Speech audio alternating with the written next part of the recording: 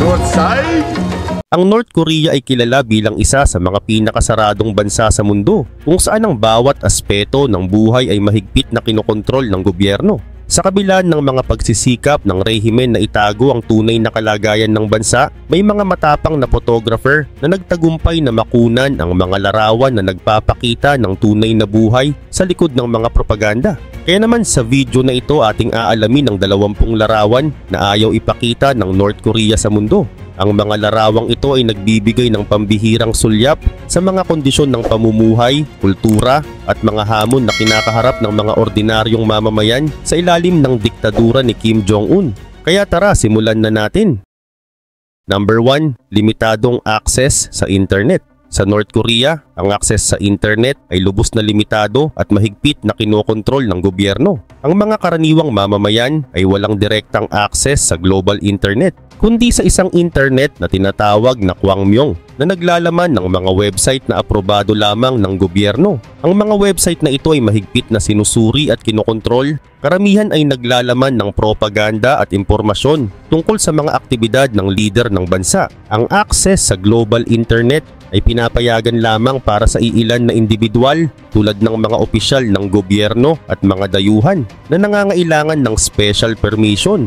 Gayunpaman, ang mga ginagawa sa internet ay mahigpit na sinusubaybayan at ang mga mamamayan na nahuhuling nagtangkang makakuha ng impormasyon mula sa labas ng bansa ay maaaring maparusahan ng mabigat. Samantala, ang North Korea ay nasa pinakahuling rank sa World Press Freedom Index dahil sa matinding kontrol ng gobyerno sa impormasyon at media. Ang mga hakbang na ito ay bahagi ng mas malawak na pagsisikap ng gobyerno na kontrolin ang daloy ng impormasyon at panatilihin ang kanilang kapangyarihan sa pamamagitan ng paglimita sa kaalaman ng kanilang mga mamamayan tungkol sa labas ng bansa. Number 2, political prison camps. Ang mga political prison camps sa North Korea, na kilala rin bilang kwanliso, ay mga lugar kung saan ikinukulong ang mga itinuturing na kalaban ng gobyerno. May 6 na kilalang political prison camps sa North Korea na matatagpuan sa iba't ibang bahagi ng bansa at ang laki ng mga kampo na ito ay nakita mula sa mga satellite images. Samantala, ang mga kondisyon sa loob ng mga camp na ito ay napakahirap at ang mga bilanggo ay madalas na nakakaranas ng gutom, sakit at pisikal na pagpapahirap at marami ang namamatay dahil sa mga hindi makataong kondisyon. Ang mga bilanggo sa mga kampo na ito ay kadalasang mga politikal na kalaban ng estado kasama na ang kanilang mga pamilya at pinipilit silang magtrabaho ng mga mabibigat na gawain at madalas ay wala silang sapat na pagkain o medikal na pangangalaga. Samantala, ang mga nagtatangkang tumakas ay karaniwang pinaparusahan ng kamatayan. Gayun din ang mga bilanggo ay madalas na nakakaranas ng physical and psychological torture. Gayunpaman, itinatanggi ng gobyerno ng North Korea ang pagkakaroon ng mga political prison camps at sinasabing walang paglabag sa karapatang pantao sa kanilang bansa. Ang mga impormasyong ito ay batay sa mga testimonya ng mga dating bilanggo at mga ulat mula sa mga organisasyon ng karapatang pantao na nagpapakita ng matinding paglabag sa karapatang pantao na nagaganap sa North Korea. Number 3, generational malnutrition. Ang generational malnutrition ay isang seryosong issue sa North Korea na nagdudulot ng malalim at pangmatagalang epekto sa kalusugan at pag-unlad ng mga mamamayan nito. Matagal nang nakakaranas ng kakulangan sa pagkain ng bansa mula pa noong 1990s na nagresulta sa malnutrisyon sa maraming henerasyon. Higit sa 40% ng populasyon o humigit kumulang 10.3 milyon na tao ay hindi nakakakuha ng sapat na pagkain. Ang mga bata ang partikular na apektado kung saan 1 in 5 children ay stunted o mababa ang tangkad dahil sa chronic undernutrition. Gayun din ang mga buntis na kababaihan, breastfeeding mother at mga batang wala pang 5 taong gulang ay kabilang sa mga pinaka-vulnerable sa malnutrisyon dahil sa kakulangan ng sapat na bitamina, taba, mineral at protina sa kanilang pagkain. Samantala, ang mga epekto ng malnutrisyon ay hindi lamang sa pisikal kundi pati na rin sa kanilang mental na nagdudulot ng mga problema sa cognitive development at pangkalahatang kalusugan. Ang mga hakbang ng gobyerno upang tugunan ang isyong ito ay limitado at ang tulong mula sa mga internasyonal na organisasyon ay madalas na hindi sapat upang matugunan ang pangangailangan. Ang patuloy na kakulangan sa pagkain at malnutrisyon ay nagdudulot ng malalim na epekto sa buong lipunan ng North Korea. na nagpapakita ng pangangailangan para sa mas malawak at mas epektibong solusyon. Number 4. Strict child rearing guidelines. Sa North Korea, ang mahigpit na mga patakaran sa pagpapalaki ng mga bata ay nagpapakita ng malawakang kontrol ng gobyerno sa buhay ng isang pamilya. Ipinapatupad nila sa mga magulang na maibigay ang halaga ng katapatan at pagsunod sa kanilang bansa na nagbibigay diin sa patriotism at paggalang sa Kim Dynasty mula sa murang edad. Samantala, ang gobyerno ay nagbibigay ng mga educational materials na nagbibigay aral tungkol sa Juche ideology. Gayon din ito ay nagtuturo sa mga bata na sambahin sina Kim Il-sung, Kim Jong-il at Kim Jong-un. Samantala, sponsored ang mga activities para sa bata tulad ng mass games na nagpapalakas ng kanilang katapatan sa rehimen. Gayon din ang kurikulum sa mga paaralan ay puno ng propaganda na nakatuon sa mga tagumpay ng Kim family at inilalarawan din dito na ang mga foreign countries bilang banta. Samantala, ang mga pag-uugali ng mga bata sa publiko ay mahigpit na itinuturo sa kanila na kung saan tinuturuan ang mga bata na igalang ang mga autoridad at kumilos sa paraang ipagmamalaki sila ng kanilang pamilya at ng buong bansa. Ang mga kabiguan sa mga pagsunod sa mga ito ay maaaring magdulot ng parusa na nagpapakita kung paano ang pagpapalaki ng mga bata sa North Korea ay nakatuon sa pagsunod sa mga ideyal ng Estado kaysa sa mga personal na kalayaan. Number 5. Child labor. Ang child labor sa North Korea ay isang seryosong issue na madalas na itinatago ng gobyerno. Ayon sa mga ulat, maraming bata, kabilang ang mga ulila, ang pinipilit na magtrabaho sa mga minahan, sakahan at iba pang mga pabrika. Ang mga batang ito ay kadalasang nasa kanilang kabataan at nagtatrabaho sa ilalim ng mahihirap na kondisyon. Ang gobyerno ng North Korea ay nagsasabi na ang mga batang ito ay voluntaryong nagtatrabaho para sa Estado. Ngunit maraming mga human rights organizations ang nagsasabi na ito ay isang anyo ng forced labor. Ang mga bata ay pinipilit magtrabaho ng mahabang oras na may kakaunting pagkain lamang ang kinain at madalas ay pinagtatrabaho sila sa mapanganib na kondisyon. Ang mga batang manggagawa na ito ay madalas na hindi nakakakuha ng sapat na edukasyon at kalusugan na nagre-resulta sa pangmatagalang epekto sa kanilang pisikal at mental na kalusugan. Ang mga ulat mula sa mga tumakas na North Korean ay nagpapakita ng malupit na pagtrato sa mga batang manggagawa, kabilang ang pisikal na parusa at kakulangan ng kalayaan. Ang child labor sa North Korea ay isang issue na nangangailangan ng masusing pansin mula sa global community upang matiyak na ang mga karapatan ng mga bata ay protektado at ang kanilang kinabukasan ay hindi mapahamak. Number 6. Paglimos ng pera sa rural areas. Sa mga rural na lugar, ang paghingi ng pera ay kadalasang dulot ng matinding kahirapan at kakulangan ng mga oportunidad sa trabaho. Sa isang kuhang litrato ni Xiao Luchu na isang Getty photographer ay makikita sa larawan ang paghingi ng mga tao sa rural na lugar. Maraming tao ang napipilitang manghingi dahil sa kawalan ng sapat na kita upang matugunan ang kanilang mga pangunahing pangangailangan tulad ng pagkain, tirahan at gamot.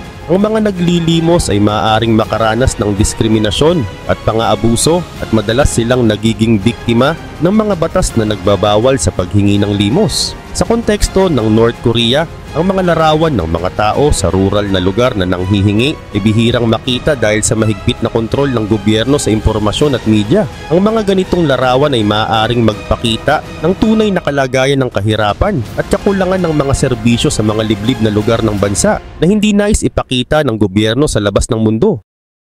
Number 7. Public executions. Ang mga pampublikong pagbitay sa North Korea ay isang paraan ng pamahalaan upang maghasik ng takot at kontrol sa kanilang mga mamamayan. Ayon sa mga ulat, ang mga pampublikong pagbitay ay karaniwang isinasagawa sa mga lugar tulad ng mga ilog, palengke, paaralan at mga palaruan. Ang mga krimen na maaaring magresulta sa parusang kamatayan ay kinabibilangan ng panunood ng mga palabas mula sa South Korea, pagnanakaw ng mga kalakal mula sa mga pabrika at pagtatangkang tumakas mula sa bansa.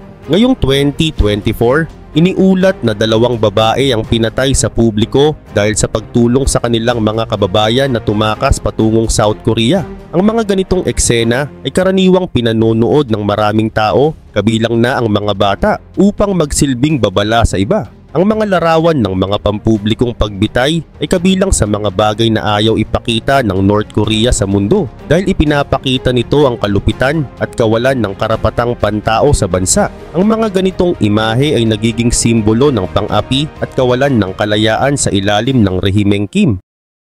Number 8. Empty highways. Ang mga empty highways sa North Korea ay isang kilalang imahe na nagpapakita ng kakaibang aspeto ng bansa. Ang mga kalsadang ito ay madalas na walang sasakyan na nagbibigay ng impresyon ng isang napaka-isolated at saradong lipunan. Ang ekonomiya ng North Korea ay hindi kasing advanced ng ibang mga bansa, kaya kakaunti lamang ang may kakayahang bumili ng sasakyan. Mahigpit din na kinokontrol ng gobyerno ang paggalaw ng mga tao at sasakyan at kailangan ng mga espesyal na permit para makapagbiyahe sa iba't ibang bahagi ng bansa. Mas binibigyang pansin din ng North Korea ang mga railway trains kaysa sa mga kalsada para sa transportasyon. Ang mga empty highways ay maaaring bahagi ng propaganda upang ipakita ang kaayusan at kontrol ng gobyerno sa bansa. Ang mga larawan ng empty highways ay madalas na ginagamit upang ipakita ang kakaibang kalagayan ng bansa at ang mga hamon na kinakaharap ng mga mamamayan nito.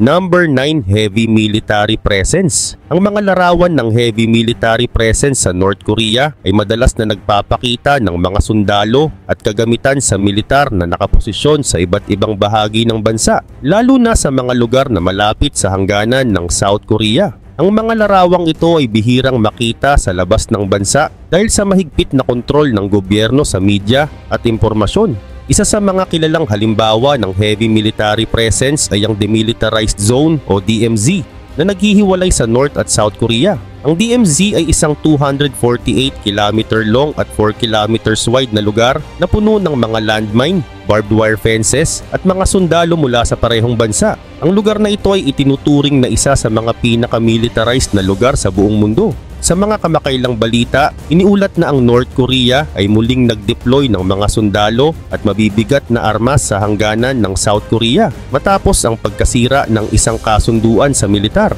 Ang mga larawan na inilabas ng South Korean Defense Ministry ay nagpapakita ng mga sundalo ng North Korea na nagtatayo ng mga guard posts at naglalagay ng mga armas sa iba't ibang lokasyon sa DMZ. Number 10. Low safety standards for workers. Ang mababang pamantayan ng kaligtasan para sa mga manggagawa sa North Korea ay isang seryosong issue na madalas na itinatago ng gobyerno. Maraming mga ulat ang nagpapakita na ang mga manggagawa ay nagtatrabaho sa ilalim ng mapanganib na kondisyon na may kaunting proteksyon laban sa mga aksidente at sakit. Ang mga pabrika at minahan ay kadalasang walang sapat na kagamitan sa kaligtasan at ang mga manggagawa ay pinipilit magtrabaho ng mahabang oras na may kaunting pahinga. Ang mga aksidente sa trabaho ay karaniwan, ngunit bihirang iulat dahil sa takot sa parusa mula sa gobyerno. Ang mga larawan na ipinagbabawal ng gobyerno ng North Korea ay madalas na nagpapakita ng mga kondisyon ng pamumuhay at pagtatrabaho na hindi nais ipakita ng rehimen sa mundo.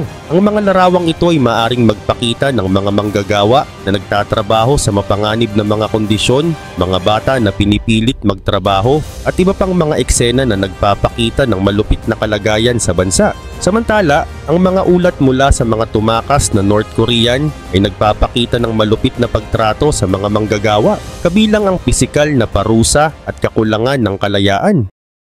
Number 11. Paggamit ng computer. Ang mga larawan ng mga computer na ginagamit kahit walang kuryente ay nagpapakita ng mga staged o pekeng eksena na madalas ginagamit sa propaganda. Sa North Korea, kapag kinuhanan ng picture ang mga computer na ginagamit kahit walang kuryente, ay itinuturing nila na nagpapakita ng maling impresyon ng technological development o kakayahan ng kanilang bansa. Ang mga staged pictures na ito ay kadalasang ipinapakita sa mga official visits ng ibang bansa o mga dokumentaryo upang ipakita na ang bansa ay mayroong sapat na teknolohiya at kaalaman. Kahit na sa katotohanan, maraming lugar sa North Korea ang walang sapat na supply ng kuryente at technological equipment. Ang mga larawang nagpapakita ng walang kuryente habang ginagamit ang computer ay hindi nais ipakita ng gobyerno ng North Korea sa labas ng bansa dahil maaari itong magdulot ng kahihiyan at magpakita ng tunay na kalagayan ng teknolohiya at infrastruktura sa bansa. Ang mga staged na eksena ay isang paraan upang itago ang tunay na kalagayan at magpakita pagpapakita ng isang imahe ng kasaganaan at kaunlaran na malayo sa katotohanan.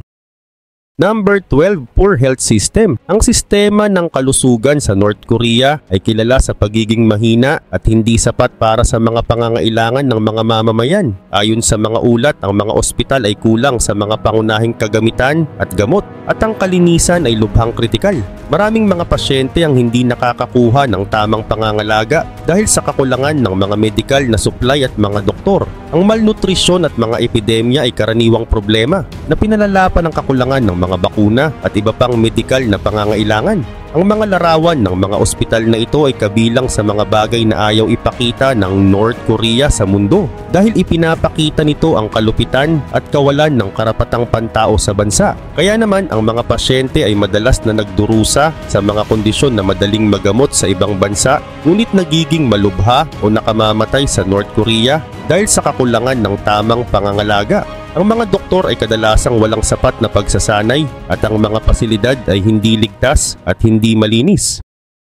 Number 13, religious freedom. Ang kalayaan sa relihiyon sa North Korea ay halos hindi umiiral kahit na ang konstitusyon ng bansa ay nagsasaad na may kalayaan sa relihiyon basta't hindi ito ginagamit upang magdala ng mga foreign forces sa estado. Sa katunayan, ang gobyerno ay mahigpit na kumokontrol at nagbabawal sa anumang uri ng relihiyosong aktibidad na hindi aprobado ng estado. Ang mga taong nahuhuling nagsasagawa ng relihiyosong aktibidad, lalo na ang mga Kristiyano, ay madalas na pinaparusahan ng malupit, kabilang ang pagkakakulong, pagpapahirap at kahit kamatayan. Ang mga simbahan at iba pang relihiyosong institusyon na umiiral sa bansa, lalo na sa Pyongyang, ay kadalasang ginagamit lamang bilang palabas para sa mga dayuhan at mahigpit na kinokontrol ng estado. Ang mga larawan ng mga relihiyosong aktibidad o mga lugar ng pagsamba sa North Korea ay bihirang makita at kadalasang itinatago ng gobyerno upang hindi makita ng mundo ang tunay na kalagayan ng kalayaan sa relihiyon sa bansa. Ang mga ganitong larawan ay nagpapakita ng matinding paglabag sa karapatan ng tao at ang malupit na pagtrato sa mga taong nagnanais lamang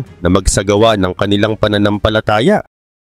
Number 14, educational system. Ang educational system sa North Korea ay libre, universal, ngunit sa pilitan na tapusin ng 12 years mula kindergarten hanggang high school. Binubuo ito ng 1 taon sa kindergarten, 5 taon sa primary school, 3 taon sa lower secondary school at 3 taon sa higher secondary school.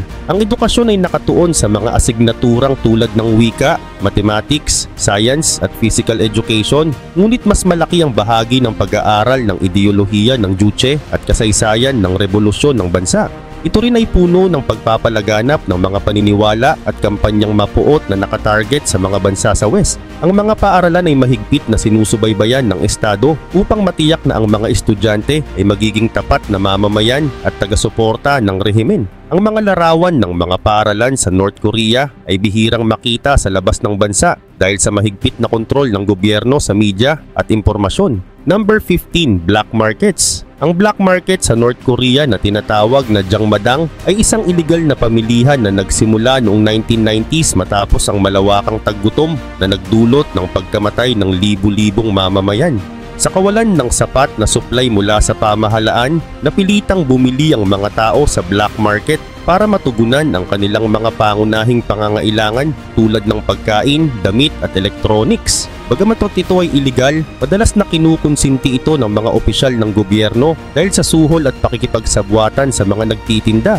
Samantala, malaking bahagi ng mga produkto rito ay galing sa China na nagiging sentro ng trading sa pagitan ng dalawang bansa. Ang ganitong uri ng pamilihan ay nagdudulot ng mas malaking korupsyon at nagpapakita ng kahinaan ng pamahalaan sa pagbibigay ng mga pangangailangan ng mamamayan. Ang mga larawan ng Jangmadang ay ipinagbabawal ng gobyerno dahil nagpapakita ito ng totoong pamumuhay sa bansa na taliwas sa imahe ng isang self-sufficient socialist utopia na nais ipakita ng rehimen.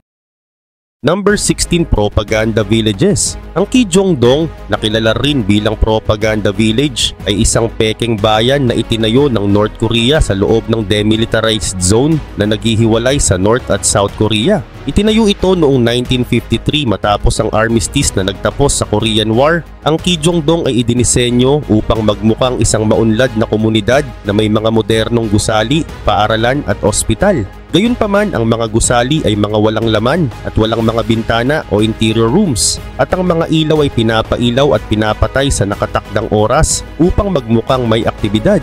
Ang layunin ng village na ito ay upang magpakalat ng propaganda at hikayatin ang mga South Koreans na abandonahin ang bansa at pumunta sa North Korea. Sa kabila ng mga pahayag ng North Korea na may mga residente dito, malinaw na ito ay isang pekeng bayan na ginagamit para sa propaganda. Ang Kijongdong ay isang halimbawa ng mga taktika ng North Korea upang manipulahin ang imahe ng kanilang bansa sa mata ng mundo, na isang bagay na ayaw nilang malaman ng ibang tao.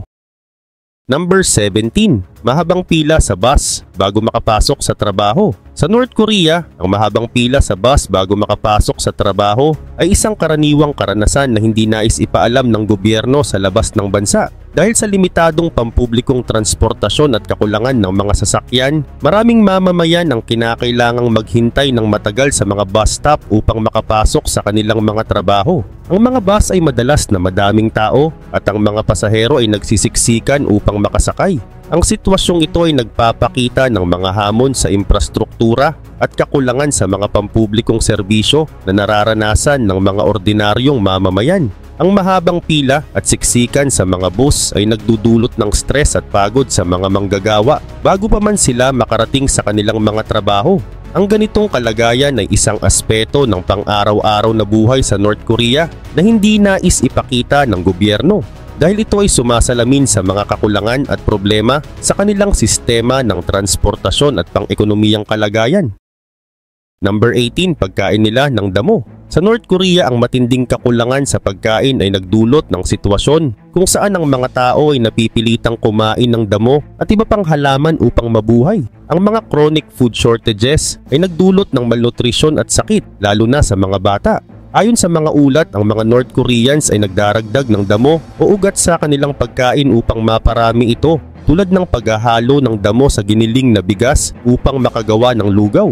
Samantala, ang pagkain ng mga ligaw na halaman na kadalasang walang sustansya at minsan ay nakakalason ay nagdudulot ng matinding problema sa pagtunaw at iba pang sakit. Ang United Nations at iba pang mga organisasyon ay nag-ulat na ang diarrhea mula sa pagkain ng mga ligaw na halaman ay isa sa mga pangunahing sanhi ng malnutrisyon sa mga batang wala pang 5 taong gulang. Ang gobyerno ng North Korea ay madalas na itinatanggi ang mga ulat na ito at hindi ganap na nakikipagtulungan sa international community para sa tulong sa pagkain.